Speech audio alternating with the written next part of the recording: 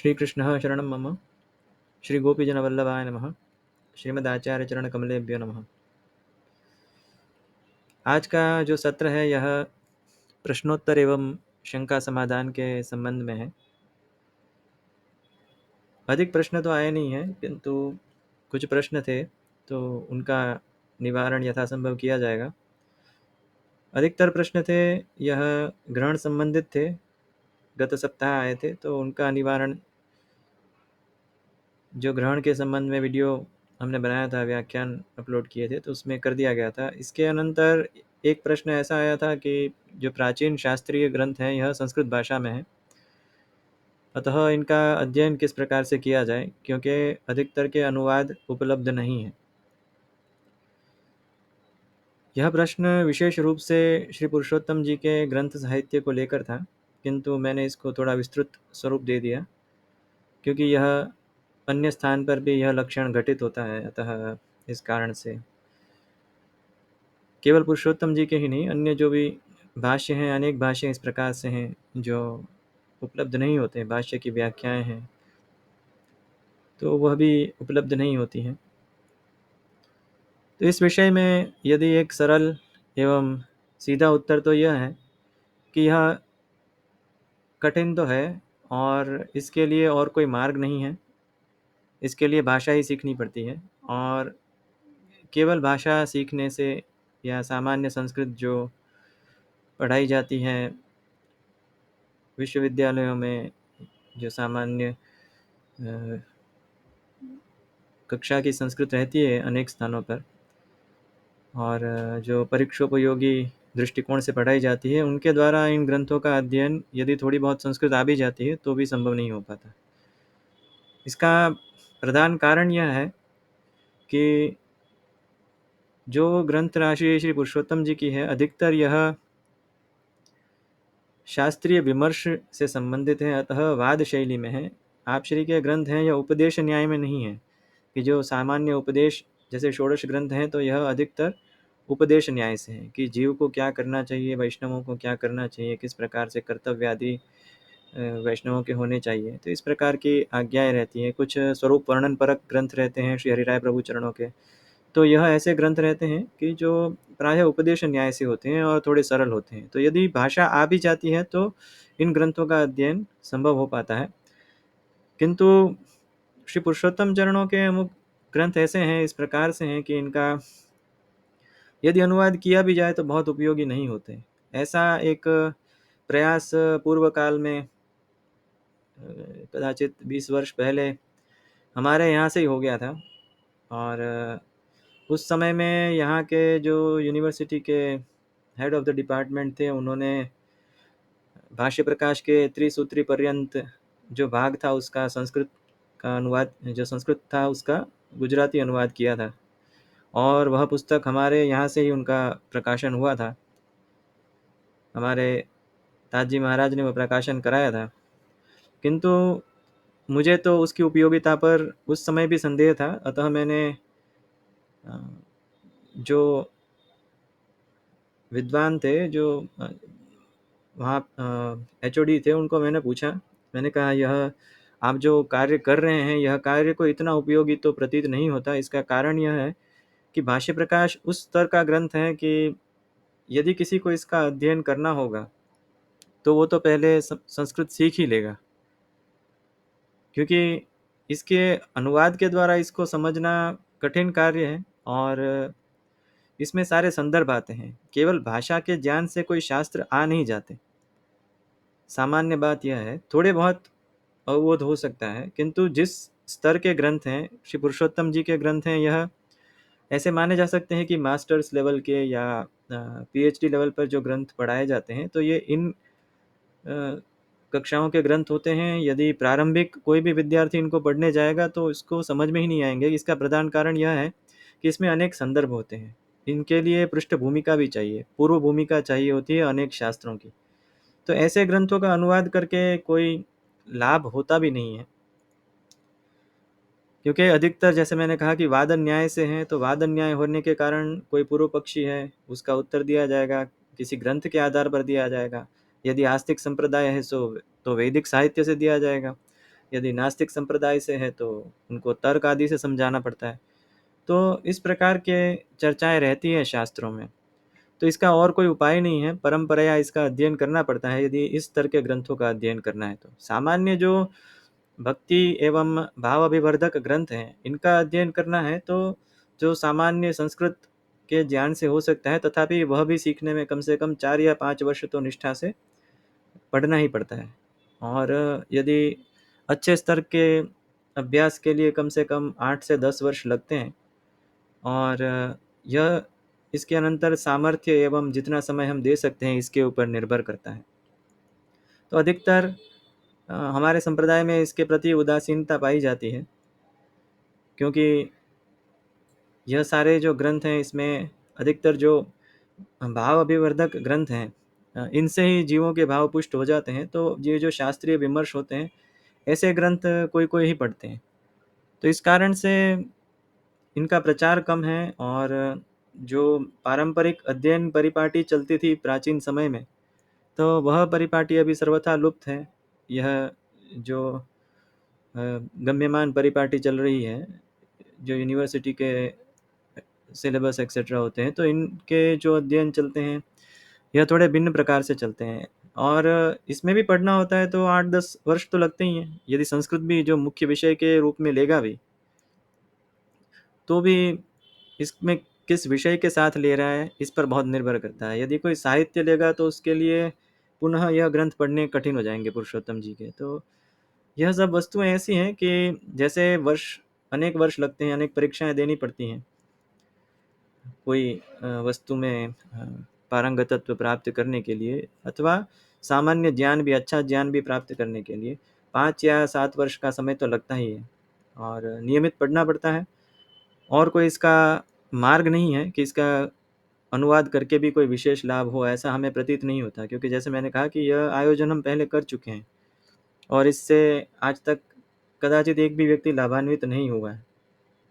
क्योंकि इसके लिए जो अनुवाद मात्र से कुछ हो नहीं सकता। जैसे मैं यहाँ एक उदाहरण के लिए, मैं यहाँ पे एक ग्रंथ श्री पुरुषोत्तम चरणों का है, यह यहाँ पे उसका वर्णन करूँगा। जैसे यह श्री तत्वार्थ दीप निबंध का श्लोक है। श्रीमद आचार्य चरण प्रारंभ करते हैं प्रमाण निरूपण के अवसर में। वेदाः श्री कृष्ण वाक्यानि व्यास सूत्राणि चैव वेदाः इति शब्द एव प्रमाणम तत्र अपि अलौकिक ज्ञापकमेव। वेद जो है यह पूर्ण प्रमाण है। और पुनः आपसे आज्ञा करते हैं, क्योंकि जो शब्द है यह परम प्रमाण माना जाता है ब्रह्मवादियों के संप्रदाय के द्वारा। अनेक संप्रदाय के द्वारा अनेक भिन्न प्रमाण हो सकते हैं, किंतु जो अधिकतर वेदांती हैं यह शब्द को मुख्य प्रमाण एवं केवल प्रमाण मानते हैं। और उसकी विशेषता यह है कि तत्रापि अलौकिक ज्ञापकमेव, और शब्द ऐसा कि जो अलौकिक वस्तु का बोध कराए, अलौकिक ज्ञान को दे। तो अब यह तो उपदेश न्याय से कहा है। जो तत्वार्थ दीप निबंध है यह उपदेश न्याय से कहा गया ग्रंथ है, किंतु इसको भी श्री पुरुषोत्तम चरणों ने यहाँ पे वाद शैली में समझा है। जैसे कोई प्रश्न पूछे इसमें कि वेदादीनाम चेत् शब्दत्वेन प्रामाण्यम तर्हि लौकिके तुल्यम। यदि वेद राशि का यदि शब्दत्वेन प्रमाण माना जाए, यदि क्योंकि शब्द होने के कारण प्रमाण माना जाए, तो लौकिक शब्द को प्रमाण क्यों नहीं माना जाए। तो यहाँ पे इसका अर्थ करते हैं, नहीं अस्माभिः शब्दत्वेन वेदानां प्रामाण्यम उच्यते, कि हमारे द्वारा वेदों का शब्द के रूप में प्रमाण माना गया है ऐसा नहीं है, किंतु हम इसको अलौकिक ज्ञापक शब्दत्वेन, कि ऐसा प्रमाण मानते हैं जो अलौकिक अर्थ का बोध कराता है, साधारण लौकिक अर्थ का बोध नहीं कराता है। और उसका कारण आप बताते हैं औत्पत्तिक सूत्रानुरोधा, कि औत्पत्तिक सूत्र में ऐसा प्रतिपादन किया गया है। अतः अब यहाँ पे यह औत्पत्तिक सूत्र कहा गया है, तब इसका अनुवाद करके भी क्या लाभ होगा अगर भी इस पंक्ति का अनुवाद भी इस प्रकार से किया जाए। जो औत्पत्तिक सूत्र है यह पूर्व मीमांसा दर्शन का सूत्र है। इसके ऊपर बहुत बड़ी व्याख्या है शबरत स्वामी की, और इसके अनंतर कुमारिल की तो कदाचित 500 कारिकाओं में इस सूत्र को समझाया गया है। तो इसके विषय में अनेक वाद चलते रहते हैं। तो यह औत्पत्तिक सूत्र क्या है पहले तो यह समझना पड़ेगा। तो इसके लिए पृष्ठभूमि का चाहिए। तो आप श्री ने जो सामान्य उपदेश न्याय से ग्रंथ श्रीमद आचार्य चरण ने पढ़ाया था, उसको भी आपने यहाँ पे वाद की शैली में वर्णन किया है। तो इस कारण से यह सारे ग्रंथ केवल उन्हीं को पढ़ने चाहिए जिसको इस प्रकार की विशेष रुचि हो। और जो इतना समय नहीं दे पाते हैं उन्हें केवल भगवत सेवा, कीर्तन आदि में अपना चित्त निरंतर रहे, जिस प्रकार से भाव की अभिवृद्धि हो, भाव पुष्ट हो, ऐसे ग्रंथ पढ़ने चाहिए। अर्थात किस स्तर की भाषा किसको सीखनी है, इसके ऊपर यह निर्भर करता है कि किस स्तर तक अध्ययन आदि संभव है या अवबोध ग्रंथों का संभव है। पुरुषोत्तम चरणों का जो हमने जैसे गत व्याख्यान में कहा था कि टारगेट ऑडियंस जो होता है, तो टारगेट ऑडियंस इनका श्री पुरुषोत्तम चरणों का अधिकतर ऐसे लोग हैं जो शास्त्र में अनेक शंकाएं करते हैं। अब वो दूसरे संप्रदाय के भी हो सकते हैं और उस समय के कुछ वैष्णव भी ऐसे हो सकते हैं कि जो शास्त्र पढ़े हुए होते हैं, किंतु उन्हें जो अनेक बातें ऐसी होती है शास्त्रों की जो उन्होंने अन्य पढ़ी होती है, अन्य शास्त्रों में पढ़ी होती है, किंतु उसका पुष्टि मार्ग के अनुसार उनको यदि सम्यक रूप से समाधान नहीं हो पाता तो शंका रहती है, तो उनके विषय में होती है। तो आप श्री का जो टारगेट ऑडियंस है यह लिमिटेड है। जो जिनको आप समझाना चाहते हैं यह एक सीमित लोग हैं। श्री हरिराय जी, श्री महाप्रभु जी के अधिकतर जो ग्रंथ हैं यह उपदेश न्याय से, श्री महाप्रभु जी के तो अधिकतर तो नहीं किंतु कुछ उपदेश न्याय से हैं। श्री हरिराय प्रभु चरणों के भी उनके अधिकतर ग्रंथ हैं यह उपदेश न्याय से हैं। तो उनको सीधा ग्रहण किया जा सकता है कि सामान्य संस्कृत आती हो तो उसका अध्ययन संभव है और उसको हम उन आज्ञाओं को अपने जीवन में उतार सकते हैं। किंतु यदि इन ग्रंथों का अध्ययन करना है तो पद्धति से थोड़ा शास्त्र के अध्ययन के साथ करना पड़ता है। 7 से 8 वर्ष लगते हैं, किंतु नियमित रूप से दिन में 1-2 घंटे तक पढ़ना पड़ता है। 2 घंटा तो कम से कम, ये सब मैं बहुत कंजर्वेटिव जिसे कहते हैं एस्टिमेट्स यह बता रहा हूँ। और इसका और कोई मार्ग नहीं है, इसका अनुवाद करके भी कोई लाभ नहीं है, क्योंकि ऐसा मैं बोल दूं कि औत्पत्तिक सूत्र अनुरोधात, औत्पत्तिक सूत्र में ऐसा कहा गया है, इसके कारण अलौकिक अर्थ बताने वाले वेद आदि शब्द हैं या प्रमाण है, तो इसका क्या, इसका अनुवाद करके यह मैंने हिंदी में बताया, किंतु उसके कुछ लाभ नहीं होगा, क्योंकि जो श्रोता है इनको यही नहीं पता है कि औत्पत्तिक सूत्र क्या है। तो अतः इस कारण से इन सब ग्रंथों में केवल उन्हें जाना चाहिए जिन्हें विशेष जिज्ञासा है, और या तो जो दूसरे संप्रदाय के लोग होते हैं जो तरह तरह की शंकाएं करते हैं कि आपके जो संप्रदाय के ग्रंथ हैं या इन शास्त्रों के अनुसार नहीं जाते या उसमें इस प्रकार से वेदादि विरोध दृष्ट है, तो ये उनके लिए है। और जो सामान्य रूप से भक्ति की अभिवृद्धि करना चाहते हैं वह सेवा, कीर्तन, वार्ता, साहित्य एवं निरंतर जो उपदेश न्याय के ग्रंथ हैं वह अपने जो भी गुरुमुख से श्रवण करें या अपने जो भी गुरुवर्य हैं, गुरुदेव हैं, उनसे उनका श्रवण आदि कर सकते हैं।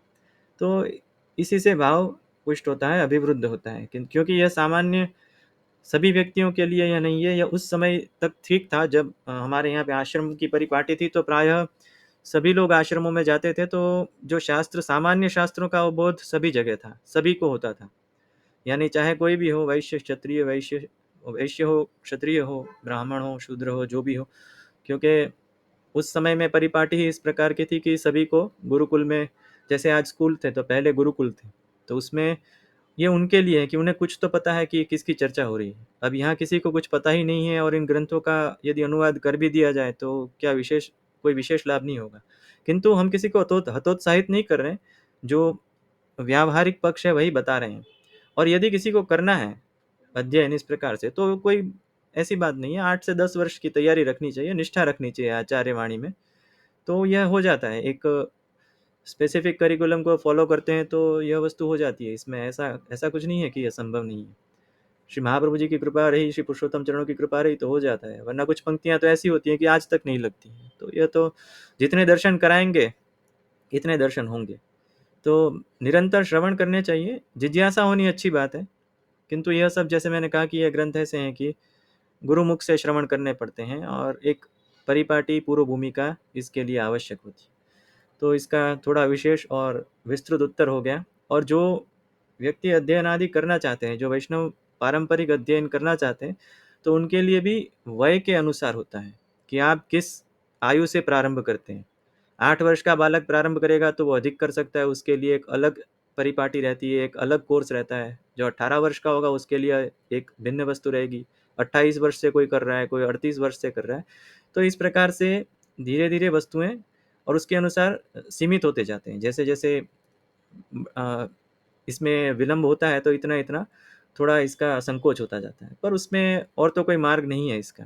तो यदि कोई इस प्रकार से और कोई मार्ग बता रहा है तो कदाचित इस विषय में विशेष चर्चा किसी को करनी हो या किसी को कुछ प्रश्न हो तो पूछ सकते हैं। बाकी इसका और कोई मार्ग नहीं है कि परंपरा इसको पढ़ना पड़ता है। और अग्रिम जो व्याख्यान रहेंगे यह प्रमाण संबंधी रहेंगे और यह बहुत मुख्य व्याख्यान रहेंगे, क्योंकि इसके ऊपर ही अन्य जितने भी व्याख्यान होंगे, जितने भी शास्त्रीय ग्रंथ पढ़ाए जाएंगे, किंतु यदि प्रमाण विवेक नहीं होगा, पुष्टि मार्ग में जो प्रमाण विवेक है, तो कोई भी ग्रंथ समझना, यदि साधन दीपिका समझाओ या कोई भी ग्रंथ समझाओ, अमृत तरंगिणी समझाएंगे, सुबोधिनी जी समझाएंगे, वह उसका हार्द इस कारण से समझ में नहीं आएगा कि यदि प्रमाण विवेक नहीं है, जो पुष्टि मार्ग में मान्य प्रमाण है, तो उसके अनुसार ही ग्रंथों में वर्णन होंगे।